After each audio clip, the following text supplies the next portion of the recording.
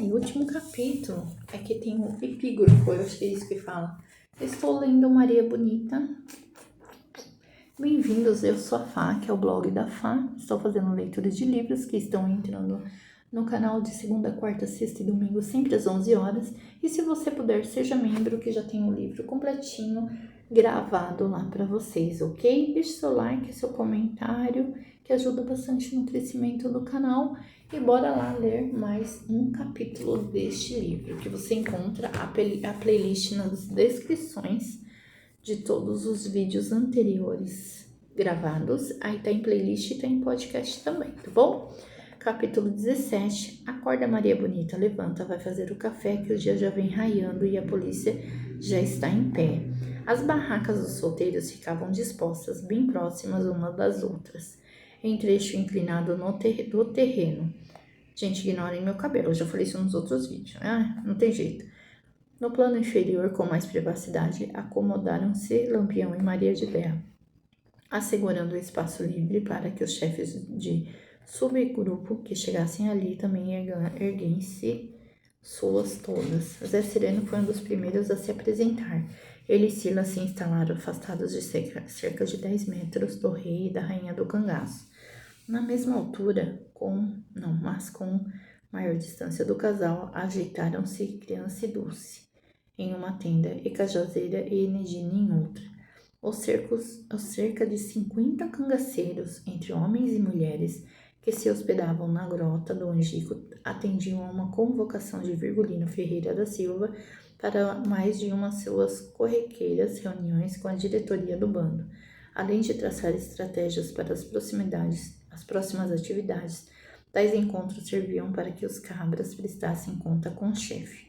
As convenções se prestavam também a razões lúdicas. Uma máxima do bando estabelecia que em Pernambuco e na Bahia, cabra se demora pouco.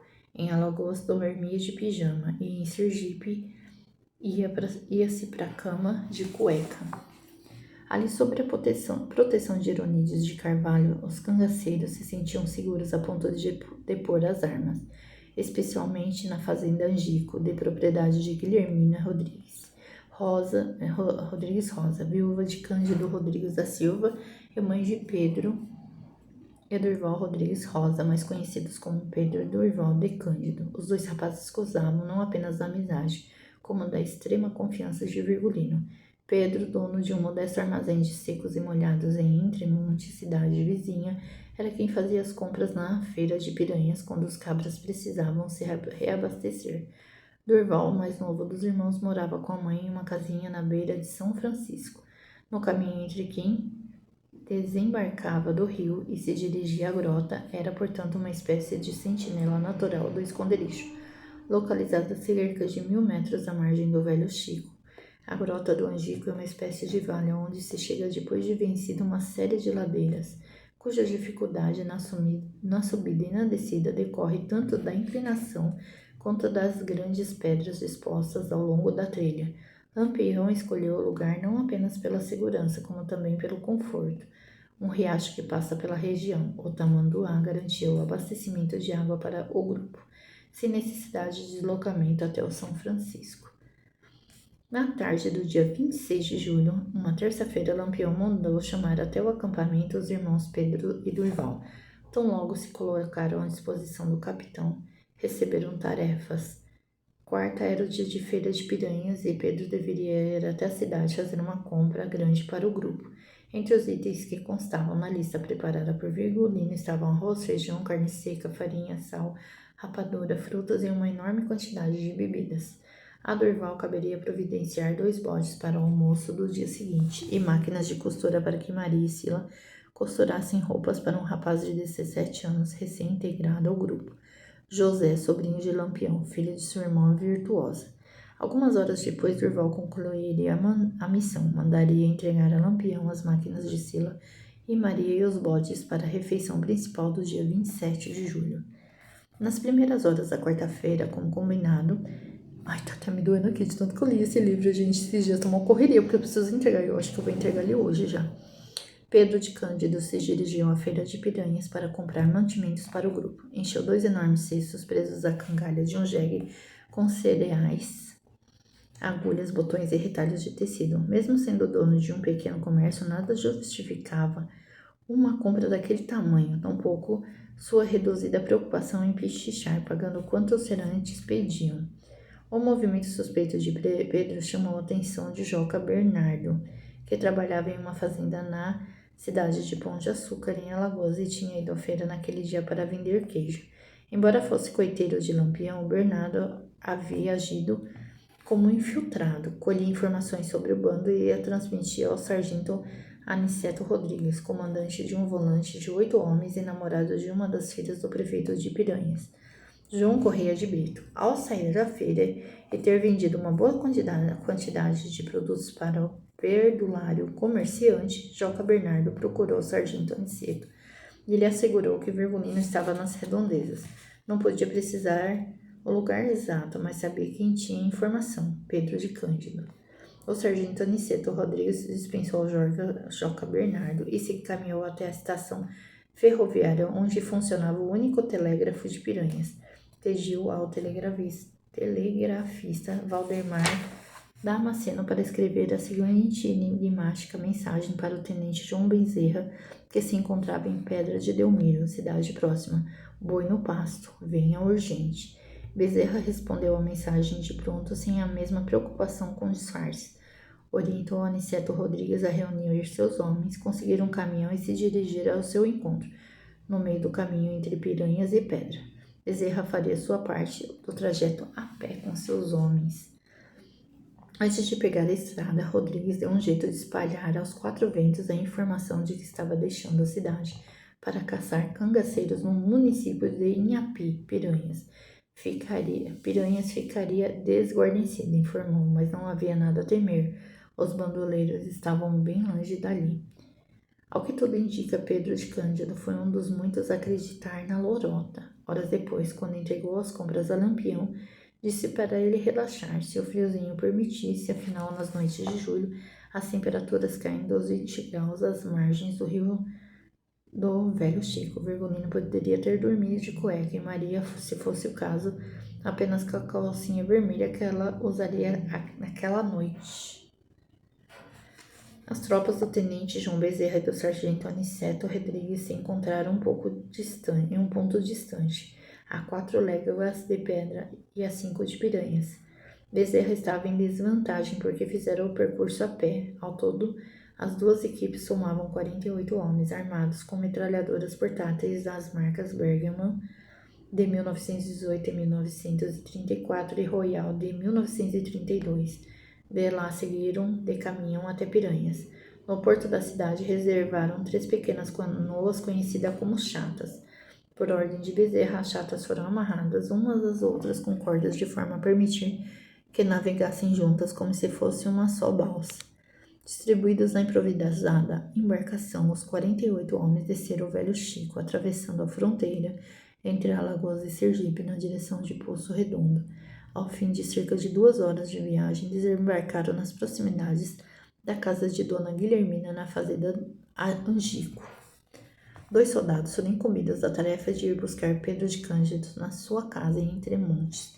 Dentre os homens que esperavam o coiteiro de Lampião estava o soldado Mané Velho de Santa Brígida, amigo de juventude de Maria de Derra. Mané fora o soldado que, depois de matar a ex-esposa Cidália por suspeitar que ela arrumara outro homem, fugira da cidade e fora convidado por Maria para se tornar cangaceiro. Mané ficou de pensar, mas acabou se tornando soldado da volante de João Bezerra. Para fugir do passado de assassino de mulher inocente, trocaria de nome, e passaria a ser Antônio Jacó. Embora mantivesse o vulgo, com o qual se tornaria famoso pela brutalidade em todo o sertão. Mané Velho usou a ponta de seu punhal para dar boas-vindas a Pedro de Cândido. Em busca de informações sobre o paradeiro exato do bando de cangaceiros, Velho furou o coiteiro em diversas partes do corpo e, segundo consta, usou a mesma arma para arrancar algumas de suas unhas. Ensanguentado e ameaçado de morte, Cândido concordou em guiar os soldados na casa de sua mãe, Dona Guilhermina, para pegar o irmão Durval, que também ajudaria o grupo na caminhada até a grota. Naquela situação, para os irmãos, Cândido parecia no mínimo estranha. Naquela mesma tarde, junto com os mantimentos, Pedro havia entregado a Virgulino uma encomenda de João Bezerra, uma caixa de munição. Por segurança, o tenente evitava entregar as mercadorias diretamente nas mãos do cangaceiro. Costumava usar intermediários como Pedro de Cândido. Naquela noite da temperatura amena, entretanto, João Bezerra parecia disposto a fazer jus à farda, ou nem tanto. Quando soube a quantidade de cangaceiros que os aguardavam ao fim da trilha, mais de 70, pelo cálculo exagerado de Pedro de Cândido, o tenente considerou desistir. Ponderou que aquela seria uma ação suicida.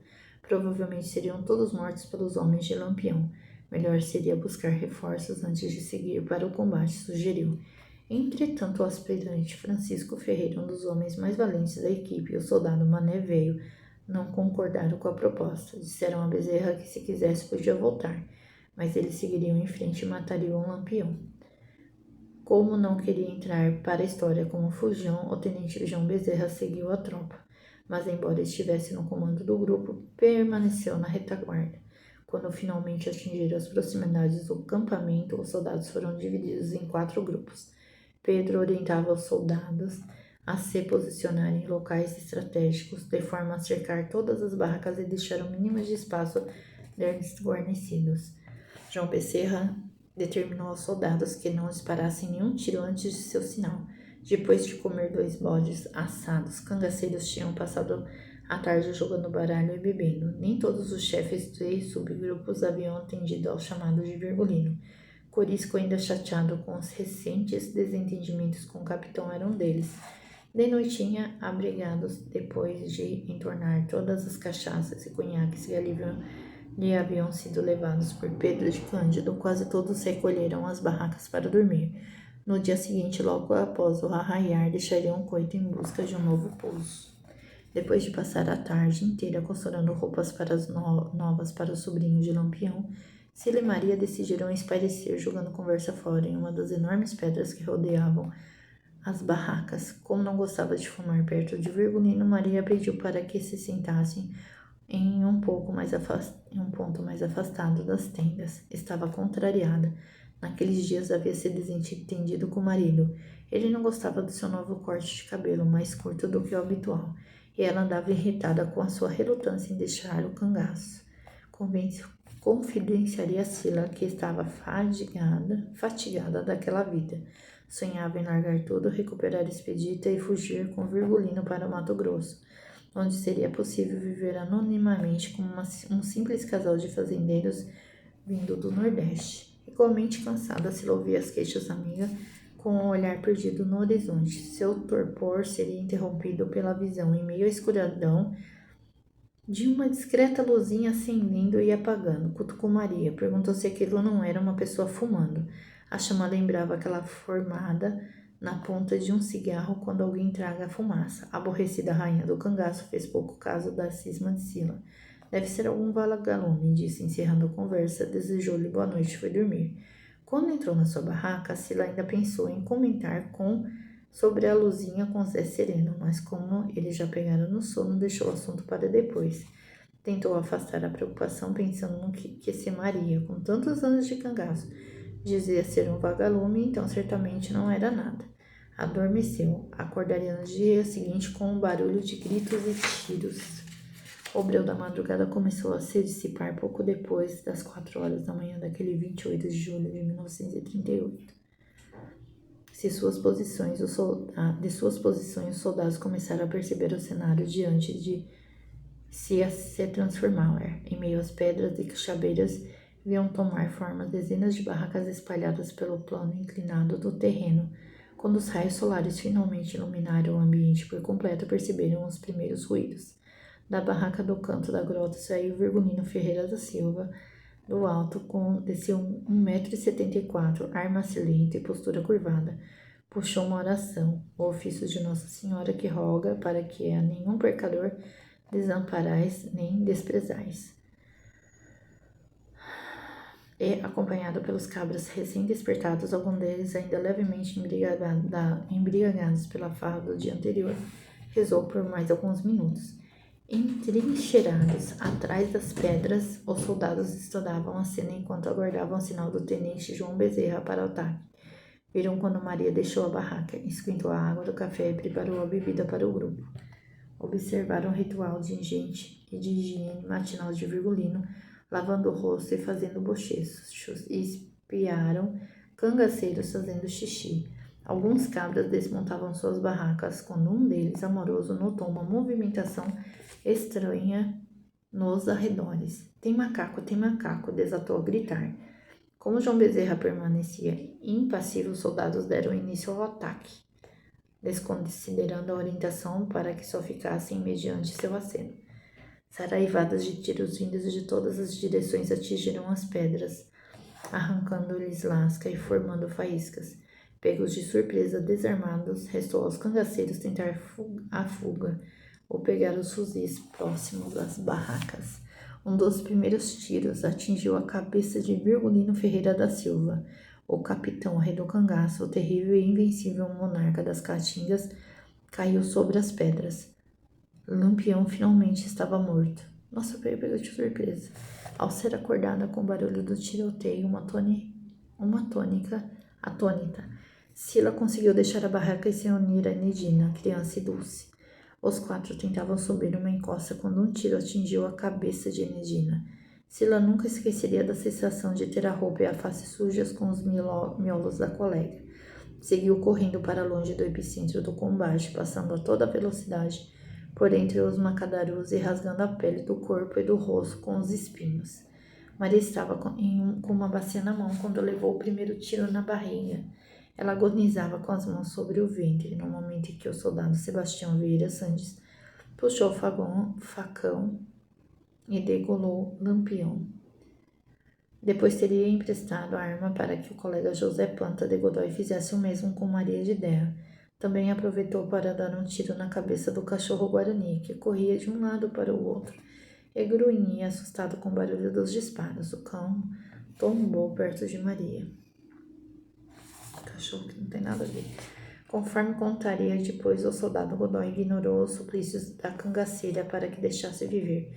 Assim como os jurados de morte de Lampião tentavam apelar para os bons sentimentos de sua mulher, ela teria contado a Godoy ter uma filha para criar. Ele não se sensibilizou.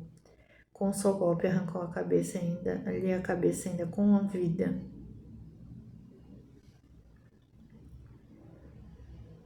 Misericórdia.